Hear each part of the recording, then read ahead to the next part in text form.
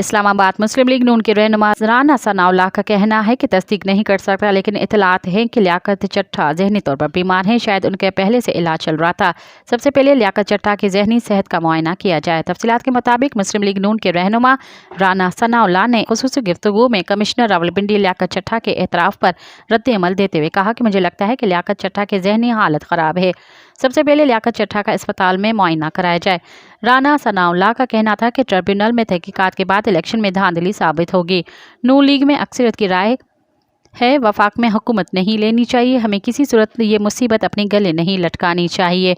नून लीगी रहनुमा ने कहा कि जिस आदमी ने खुदकुशी की कोशिश की वो जहनी दबाव का शिकार है।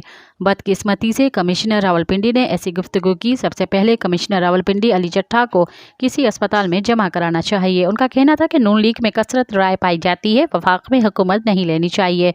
नवाज शरीफ ने अभी इन आरा ताल्लुक कोई फैसला नहीं किया। ये राय कमिश्नर अली चट्टा के बयान के बाद की नहीं है। मज़ीद ख़बरन ऐं तफ़सीलात लाइ विज़िट कयो असांजी वेबसाइट www.awamiNewsHD.com ऐं ॾिसंदा रहो अवामी न्यूज़ HD।